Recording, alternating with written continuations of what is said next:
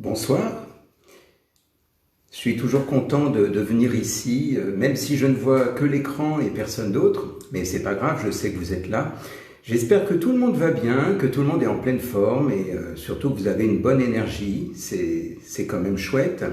Vous aimez les voyages, j'imagine, enfin je pense pas être le seul à aimer les voyages, je pense que beaucoup parmi vous aiment les voyages. Et vous savez, je voulais vous dire quelque chose d'amusant, c'est que même si effectivement tout fonctionne un petit peu au ralenti ces derniers temps, allez savoir pourquoi, en attendant, eh bien, on reçoit encore des mails. Alors je ne sais pas si ça a été le cas pour vous, moi j'ai reçu un mail il y a 2 jours qui me proposait donc un voyage mais avec un tarif très préférentiel, un super tarif pour voyager. C'est vrai que ça peut être tentant, bon là je ne sais pas pourquoi mais je me dis que non, je ne vais peut-être pas voyager ces temps-ci. C'est de l'humour évidemment, voilà. En réalité, bon, je ne sais pas pourquoi ces agences de voyage continuent à envoyer des promotions avec des tarifs défiant toute concurrence. En tout cas, il y a 2 jours, eh bien, j'ai reçu une proposition pour des voyages vraiment très accessibles au niveau du prix. Alors je ne sais pas pour quelle raison ils envoient ça, mais en tout cas c'est toujours le cas. Vous savez... comment dire, il y a un proverbe qui dit « Fermez les yeux et le monde vous appartient ». Je ne sais pas si ça vous parle tout ça. Hein. Eh bien, en réalité, vous savez, tous ces mondes que l'on rêve dans notre esprit, hein, dont on rêve dans notre esprit, vous savez, les mondes où c'est le ciel bleu, c'est les belles plages, des espaces, des paysages, eh bien, tout ça, en quelque sorte, il y en a même qui rêvent de chaleur, vraiment je sais pas moi, d'endroits paradisiaques en quelque sorte, et peut-être que parmi vous, il y en a qui sont déjà dans ces endroits paradisiaques, et tant mieux. Mais vous savez, je pensais à ça parce que aujourd'hui, bon, moi je suis sur la région parisienne, et aujourd'hui, le temps à Paris a été, on va dire, un temps plutôt qu'on appellerait maussade. Certains diraient même c'est le temps d'un dimanche. Bon, il se trouve que nous sommes aujourd'hui dimanche, mais il se trouve que nous sommes tous les jours dimanche en ce moment. Dimanche ou samedi ou lundi, peu importe ce qu'on y met finalement, puisque ce ne sont que des étiquettes, comment dire, ces jours. Aujourd'hui, on pourrait très bien dire qu'on est samedi, tout comme on pourrait dire qu'on est lundi. Ça n'a aucune importance puisque ça n'a plus aucun sens. Et en fait, c'est pour vous dire que tout ça, c'est dans la tête, parce que je me souviens de ces personnes qui me disaient « je déteste le dimanche ». C'est un jour triste, c'est maussade, je pense aussi que le lendemain on est lundi, qu'on doit aller travailler. Eh bien, quelque part, ce côté maussade que l'on trouve quand on voit à l'extérieur, en tout cas, je parle de l'exemple d'un mauvais temps. Peut-être que chez vous il a fait beau aujourd'hui, mais moi, chez moi, effectivement, quand je regardais dehors, eh bien, quelque part, il y avait du vent, il faisait gris, c'était un temps, effectivement, que certains qualifient de maussade. Et curieusement, eh bien, ce que j'aimerais vous dire, c'est que le temps réel, en réalité, le baromètre, le vrai baromètre, il se trouve d'abord dans votre esprit. C'est d'abord dans votre esprit qu'il y a ce baromètre. Quand les gens disent « c'est horrible ce temps, ça me déprime, ça me fiche le cafard », c'est d'abord à l'intérieur de soi que ça se manifeste. Vous savez, il y a des gens, moi j'ai reçu des tas de personnes qui étaient en dépression, même lorsqu'il faisait très beau. Il faisait un temps magnifique, un temps agréable, mais si dans votre tête ça ne fonctionne pas bien, c'est-à-dire vous n'êtes pas bien, vous n'avez pas le moral, eh bien peu importe le temps qu'il fait dehors, même s'il fait très beau, même si il fait un temps splendide, eh bien si vous n'avez pas le moral, eh bien vous n'avez pas le moral et ça se passe d'abord en vous. Donc bien entendu, c'est encore pire si le temps est mauvais et que vous n'êtes pas bien intérieurement dans votre esprit. Donc tout ça, c'est pour vous dire que le véritable climat, entre guillemets, il est à l'intérieur de vous. Tout comme tout à l'heure quand je vous disais, par rapport à ce proverbe qui dit que quand on ferme les yeux, le monde nous appartient, ça veut dire qu'il vous suffit de fermer les yeux, de vous centrer intérieurement et d'imaginer tous les mondes que vous voulez. Et vous pouvez très bien voyager à travers simplement les yeux fermés. C'est ce qu'on fait en hypnose notamment, hein, de toute façon. Et donc, l'idée quelque part, c'est que, comme je le disais, ce baromètre, il est d'abord en vous, d'abord dans votre esprit. Donc, tout ça pour vous dire que vous devez donner une priorité à votre monde intérieur. En travaillant votre monde intérieur, en travaillant votre intérieur, eh bien, c'est là que ça se passe. Donc bien entendu, je suis pas en train de vous dire que même s'il fait moche, c'est pas grave, etc. et qu'on s'en fiche du temps. C'est sûr que quand on a un beau ciel bleu, quand on a un beau soleil, c'est très agréable. Mais je suis en train de vous dire que, à défaut d'avoir un beau ciel bleu et un beau soleil, eh bien, qu'est-ce que ça peut faire du moment que vous êtes bien à l'intérieur de vous? Et ce qui compte, c'est d'apprendre, et là vous avez le temps de pouvoir justement vous centrer sur vous dans ce sens, et ce n'est pas ironique ce que je suis en train de vous dire, c'est que réellement, l'idée c'est de considérer comme une aubaine, comme une opportunité, le fait que de toute façon vous êtes chez vous, et bien de vous dire, bon ben, si je suis chez moi et que je ne peux pas sortir, et qu'en plus il fait moche, qu'est-ce qui m'empêche de créer intérieurement un temps magnifique à l'intérieur de mon esprit?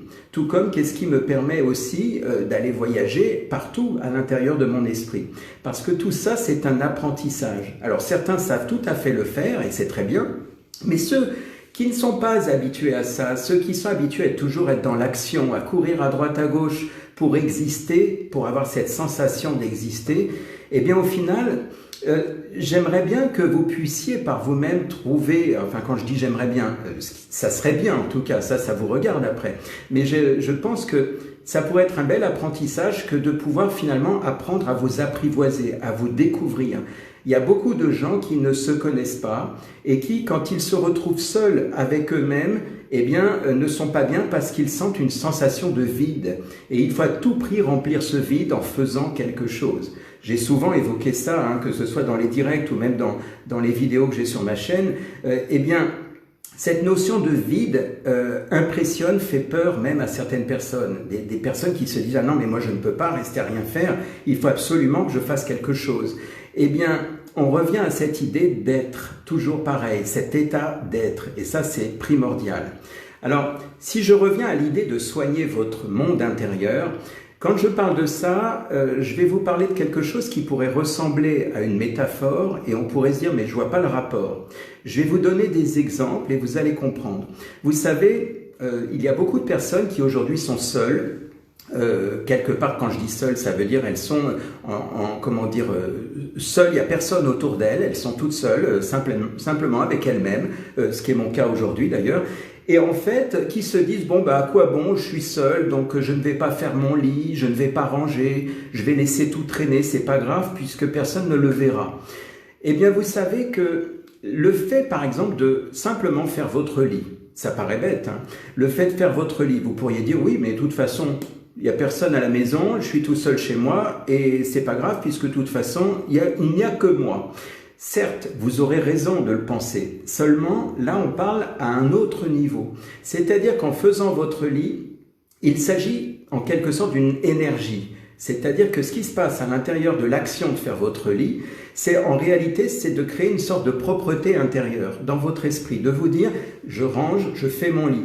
Je ne suis pas en train de vous dire qu'il faut être tiré à quatre épingles partout, hein, chez vous, c'est pas ce que je veux dire. Je suis pas en train de vous dire d'entrer dans l'obsession du rangement et du ménage. Si vous êtes seul chez vous, vous avez le droit de laisser deux, trois petites choses traîner, c'est pas un problème. Mais je parlais de cette idée de faire le lit, tout comme par exemple l'idée de ranger un petit peu certaines choses qui sont vraiment envahissantes en quelque sorte.